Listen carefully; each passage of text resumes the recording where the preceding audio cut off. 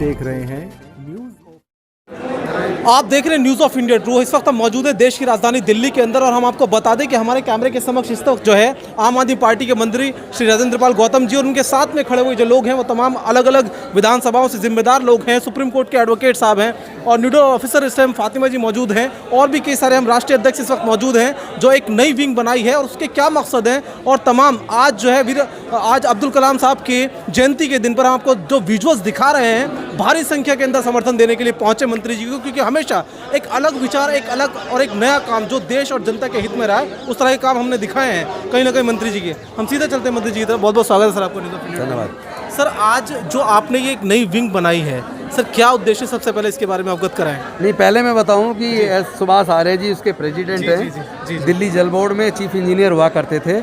General secretary BP निगम साहब हैं जो डीटीसी में चीफ जनरल मैनेजर रिटायर हुए हैं। जी सर। विजय सिंह जी हैं जो पंजाब नेशनल बैंक से सीनियर मैनेजर रिटायर हुए, उसके ट्रेजरर हैं। तो ये इस तरह की विभिन्न प्रतिभाएं हैं जो नौकरी से सुपर एनिवेशन हो गए। तो मैंने इनको कहा कि आप अभी यूथ हो, आपके अंदर एनर्जी है, तो आप एक ऐसे भारत के निर्माण करने में अपनी भूमिका क्यों नहीं निभाते जहाँ न्याय हो, जहाँ समता हो, जहाँ बंधुत्व हो, जहाँ जाति धर्म के दंगे ना हो। तो सबने मिलकर सोचा कि भी राजनीति में कई जगह मजबूरियाँ होती हैं, लेकिन सामाजिक संगठन तो मजबूरियों से बाहर है। तो सामाजिक संगठन की देश को ज़्यादा ज़रूरत है। राजनीति अपना काम कर रही है। हमारी पार्टी आम आदमी पार्टी भी कहीं ना कहीं लगता है जैसे एक सामाजिक संगठन है, क्योंकि वो समाज को, उनकी सारी स्कीम, हमारी पार्टी की, दिल्ली सरकार की सारी जो स्कीम है वो समाज केंद्रित हैं। तो लेकिन चूँकि जो लोग रिटायर हो गए, नौकरी में थे या अभी नौकरी में जो समाज के लिए काम करना चाहते हैं, वो राजनीतिक बैनर के सामने इकट्ठे नहीं हो सकते। ऐसे लोग सामाजिक बैनर से तो कम से कम अपना समाज सेवा का काम कर सकते हैं। As per comparison another state, हमने एक चीज़ आज नोट करी कि आपने बड़े कॉन्फिडेंटली कहा कि जिस तरह दिल्ली की आम आदमी पार्टी अपने राज्य के अंदर नीट की परीक्षा को क्लियर करने के बाद सपोर्ट कर सकती है, लेकिन आपने एक बड़ा आह्वान किया कि हम चाहते हैं कि जो लोग नहीं कर सकते, गरीब घर के बच्चे हैं, उनके लिए एक बड़ा सपोर्ट किया जाए। जब दिल्ली में हो सकता है तो बाकी राज्यों में क्यों नहीं।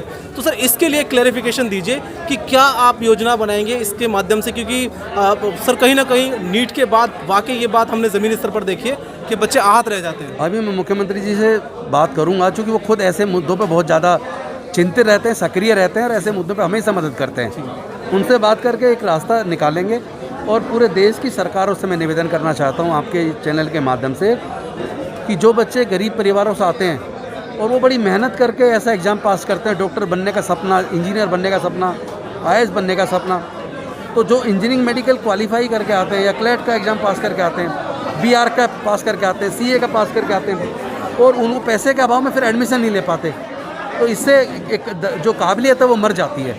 इसलिए हमारा ये प्रयास है कि हम लोग निवेदन कर रहे हैं अपने लोगों से कि ऐसे लोगों की मदद करें और मैं सरकारों से निवेदन करता हूं कि सरकारें ऐसे लोगों की मदद के लिए आगे आएँ। सर आपने बहुत से बच्चे पढ़ने से वंचित ना रहें। आपने बहुत सारे एग्जांपल्स भी दिए जिन बच्चों की आपने मदद करी है, जिनके आपके संगठन के आपके लोगों ने, आपके सहयोगियों ने कहीं ना कहीं कंधे से कंधा मिलाकर आपका सहयोग दिया इस विषय में।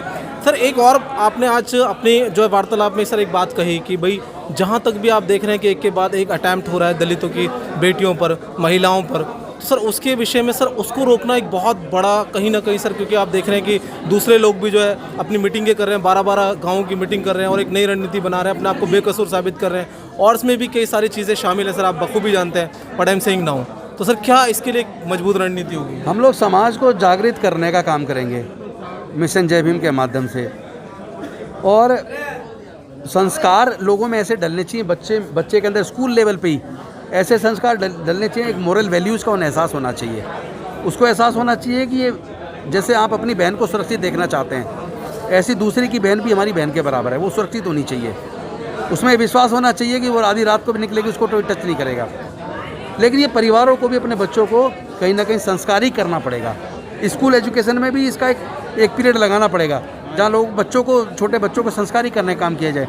दिल्ली सरकार इस दिशा में काम कर रही है और मुझे लगता है आने वाले समय में देश की सब सरकारें भी इस पर काम करेंगी। आखिरी बात कि अब्दुल कलाम साहब के लिए आज आपने, क्योंकि आप यहाँ आउट ऑफ स्टेशन थे, लेकिन उसके बावजूद भी एक बड़ी उत्साहित तरीके से सबने जयंती समर्पित की उनको, सर उनके लिए क्या शब्द कहना चाहेंगे सर? मैं सिर्फ कहना चाहता हूँ कि हर बाप ये सपने देखता है कि मेरा बच्चा APJ अब्दुल कलाम जैसा बने, जिस पे देश गर्व कर सके। तो ऐसे बच्चों का, ऐसे हर परिवार में ऐसे बच्चे बने, इसके लिए ऐसे समाज का होना जरूरी है जिसकी सम्यक दृष्टि हो। जो सबको समान दृष्टि से देखे, सबको समान आगे बढ़ने का अवसर दे।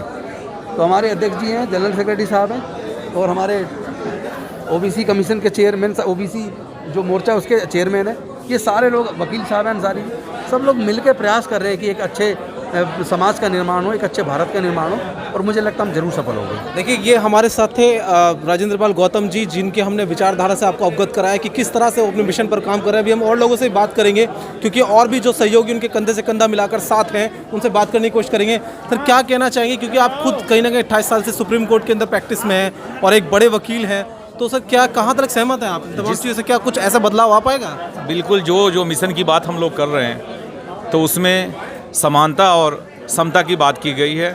सबको जो है एक इक्वल जस्टिस मिले, और इक्वल जस्टिस मिलेगी तभी इक्वलिटी बिफोर लॉ की बात आएगी।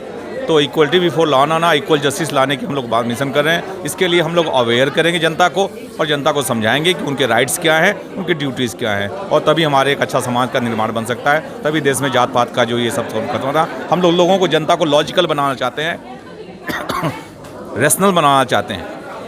ये हमारी मिशन है। चलिए, बहुत बढ़िया। देखिए, कहीं ना कहीं सभी का योगदान चल रहा है, और हम एक और बड़ी हस्ती से आपसे मिलाने की कोशिश कर रहे हैं, क्योंकि ऐसे मौक़ों पर अक्सर करके बहुत लोग ऐसे जो जिम्मेदार हैं देश के, वो इकट्ठा होते हैं आपस में, ताकि एक सही विचारधारा को देश तक पहुंचाई जा सके।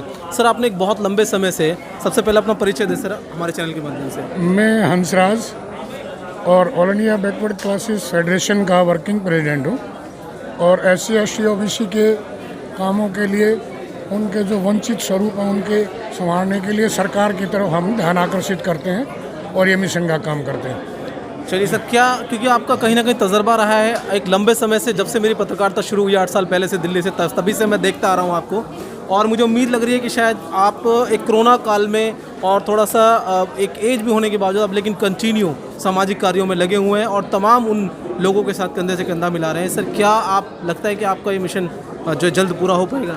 निश्चित तौर से। अगर हम थोड़ा सा पीछे जाते हैं तो हमारे देश के इतिहास के अंदर जो एक काला अध्याय लगभग 2000 साल का रहा, वो जातीय इतिहास रहा, और जातीय इतिहास के कारण ही जो हमारा देश सोने की चिड़िया था, उन्नत था, समानता थी, वो इस जातीय क्षणता के कारण लगातार बढ़ता चला गया, और हमारे जितने भी हकों अधिकार थे आम आदमी के, वो छूटते चले गए। विशेष तौर से शिक्षा और संपत्ति का, जब शिक्षा ही नहीं होगी तो रहेगा क्या? इसलिए इस जाति व्यवस्था के अंदर जितनी अवनति हमारी हुई है, दुनिया में कहीं नहीं हुई। आप दुनिया के किसी भी देश को आप देखेंगे, वहाँ जाति व्यवस्था नहीं है, समानता है, तो उन्नता ही है। तो हम इस मिशन के माध्यम से समानता और सभ्यता लानी चाहते हैं, ताकि हर आदमी ऊपर बढ़े और अपने अधिकार का इन्वॉय करे।